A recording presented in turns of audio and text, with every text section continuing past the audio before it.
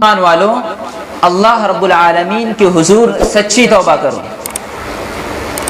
یا ایھا الذین آمنوا توبوا الی اللہ توبۃ نصوحا کہ اے ایمان والو، اے مومنو، اے مسلمانوں، توبہ کرو اللہ کے حضور. اور کیسی توبہ؟ سچی توبہ، خالص توبہ، توبۃ نصوحا. کیونکہ اللہ رب العالمین نے انسان کے اندر دو صفت رکھی ہے، اچھائی کرنے کا بھی مادہ اور برائی کرنے کا بھی مادہ. اب یہ ایسا کیوں کیا گیا یہ اللہ رب العالمین جانتے ہیں. اللہ بہتر جانتا ہے انسان کے تعلق سے. اگر اللہ چاہتا تو صرف نیکی والا مادہ ہمارے اندر رکھتا ہے، برائی کا مادہ ہم سے ختم کر دیتا ہے. اگر چاہتا تو صرف برائی کا مادہ رکھتا اور نیکی کا مادہ ختم کر دیتا ہے. کوئی بعید نہیں تھا، اللہ جیسا چاہتا ویسا کر سکتا ہے. لیکن دونوں صفت اللہ رب العالمین نے برابر رکھی ہے اور دونوں پر انسان کا کنٹرول ہے. ایسا بھی نہیں ہے کہ انسان کے اندر صرف برائی کا جو مادہ اسی پر کنٹرول ہے، نیکی کے مادے پر بھی کنٹرول ہے اور برائی کے مادے پر بھی انسان کا پورا کنٹرول ہے. اب یہ انسان کے اوپر ہے کہ انسان اس مادے پر جو خاصیت رکھی گئی ہے اس پر کتنا قابو کر سکتا ہے. اللہ رب العالمین نے فرشتوں کو پیدا فرمایا تو فرشتوں کے اندر صرف نیکی کا مادہ ہے. وہ صرف نیکی کر سکتے ہیں، برائی وہ کر ہی نہیں سکتے. وہ اگر چاہ بھی لیں پھر بھی برائی نہیں کر سکتے کیونکہ ان کے اندر مادہ نہیں برائی کرنے کا. اور انسانوں کے اندر دونوں مادے ہیں، اچھائی کرنے کا بھی برائی کرنے کا بھی. تو یہ انسان کے اندر جو دونوں مادے ہیں اس کی ایک وجہ یہ ہے کہ انسان کو اس دنیا میں امتحان کے لیے بھیجا گیا ہے. اگر صرف نیکی کا مادہ ہوتا، نیکی کرنے کی اس کے اندر صرف خاصیت ہوتی، طاقت ہوتی، تو جو امتحان کا مقصد تھا وہ فوت ہو جاتا. کیونکہ پھر وہ برائی کرتا ہی نہیں. اگر نیکی کا مادہ صرف ہوتا تو برائی کرتا ہی نہیں، جس کے نتیجے میں ہر انسان کامیاب ہوتا ہے. لیکن اللہ رب العالمین نے اس دنیا میں بھیجا تو امتحان کی خاطر بھیجا ہے کہ انسان کو دونوں مادے دے کر میں بھیج رہا ہوں. اب یہ انسان کے اوپر ہے کہ انسان کس مادے پر کنٹرول کر کے اور کس مادے کو چھوڑ کر میرے حضور پیش آتا ہے.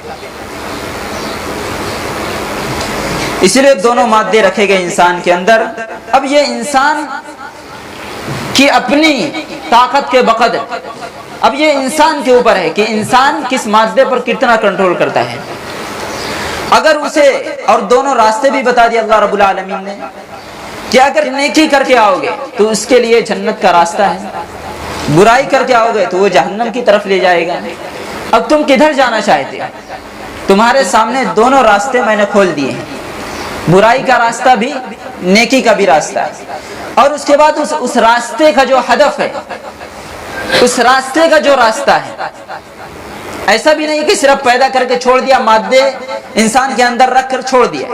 نہیں، اس راستے کو بھی اللہ رب العالمین نے اپنے جناب محمد رسول اللہ صلی اللہ علیہ وسلم کے ذریعے انسانوں کو بتا دیا کہ یہ راستہ جو جا رہا ہے یہ جنت کی طرف جائے گا اور یہ راستہ جو جا رہا ہے وہ جہنم کی طرف جا رہا ہے. اب دونوں راستے تمہیں اس میں سے چوز کرنا ہے کہ کون سا راستہ تم اختیار کر رہے ہو. جنت میں جانا ہے تو یہ راستہ تمہارے سامنے کھلا ہے، جہنم میں جانا ہے تو یہ راستہ کھلا ہے. اور دونوں مادے بھی تمہارے اندر ہیں، کس مادے پر تم چل کر آ رہے ہیں. تو انسان دونوں کر سکتا ہے. لیکن اگر ایسا کر کے بھی چھوڑ دیا جاتا ہے پھر بھی انسان کیا ہے؟ انسان بہت ہی کمزور ہے. اللہ رب العالمین نے قرآن مجید میں ارشاد فرمایا وَكَانَ الْإِنسَانُ عَجُولًا خُلِقَ الْإِنسَانُ ضَعِيفًا کہ انسان کو بہت ہی کمزور پیدا کیا گیا ہے اور انسان کو بہت ہی جلد باز پیدا کیا گیا ہے. اِذَا مَسَّهُ الشَّرُّ جَزُوعًا کہ جب اسے کوئی تکلیف کی چیز پہنچتی ہے تو وہ چیخنے چلانے لگتا ہے. وَإِذَا مَسَّهُ الْخَيْرُ مَنُوعًا جب کوئی بھلائی کی چیز پہنچتی ہے تو وہ بھول جاتا ہے اللہ کو. تو یہ مادے جو دونوں رکھے گئے کہ انسان کو کمزور پیدا کیا گیا ہے. انسان کے اندر دونوں صفت رکھی گئی اور دونوں صفت رکھنے کے بعد بھی انسان کو کمزور پیدا کیا گیا. انسان دونوں مادے پر پورا کنٹرول نہیں کر سکتا کیونکہ انسان کمزور ہے، اس لیے پورا اختیار اسے حاصل نہیں ہو سکتا ہے. اگر کوئی انسان یہ چاہ لے کہ میں برائی نہیں کروں گا، میں صرف نیکی کروں گا، وہ یہ چاہ لے، بالکل پکا عزم کر لے، لیکن کیونکہ اسے کمزور پیدا کیا گیا. اللہ رب العالمین نے قرآن مجید میں ارشاد فرمایا خلق الانسان ضعیفا، تو اس کمزور کرنے کے نتیجے میں اس سے گناہ ہو کر رہے گا نہ چاہتے ہوئے بھی، کیونکہ اللہ نے اسے کمزور پیدا کیا ہے. تو اسی لیے برائی اس کے فعل سے، اس کے جسم سے، اس کے اعضاء سے کبھی نہ کبھی زندگی میں ضرور کوئی نہ کوئی گناہ اس سے ہو کر رہے گا، اگر وہ نہ چاہے پھر بھی ہو کر رہے گا. اور اگر کوئی انسان یہ چاہے کہ میں صرف گناہ کروں گا، پھر بھی کبھی نہ کبھی پوری زندگی میں وہ کوئی اچھائی والا کام کرے گا ہی. یہ الگ بات ہے کہ کوئی انسان انسانیت ہی سے نکل جائے تو اس کی الگ بات ہے، باقی اگر انسان ہے تو اس کے اندر دونوں مادے ہیں، برائی کا بھی اور نیکی کا بھی. تو اللہ رب العالمین نے یہ دونوں مادے پیدا کرنے کے بعد یہ آیت ارشاد فرمائی کہ یا ایھا الذین آمنوا توبوا الی اللہ توبۃ نصوحا. یہ ایک راستہ اللہ رب العالمین نے ہمیں دے دیا ہے انعام کے طور پر. اگر یہ آیت نہ ہوتی، غور کریے کہ اگر یہ آیت نہ ہوتی قرآن مجید میں، یہ انعام اللہ کی طرف سے ہم مومنوں کو نہ ملتا، تو جو انسان کسی انسان سے مثال کے طور پر گناہ ہو گیا مثلا، اب وہ توبہ کرنے کے لیے کہاں جاتا؟ اس گناہ کو ختم کرنے کے لیے، اس گناہ کو معاف کرنے کے لیے وہ کس کے دربار میں جاتا ہے؟ اب یہ بہت اہم نقطہ ہے. اگر دیکھا جائے تو قرآن مجید کی بہت سی مختصر آیت ہے. اگر یہ آیت نہ ہوتی تو بتائیے کہ وہ انسان کہاں جاتا ہے، کس کے دربار میں جاتا ہے؟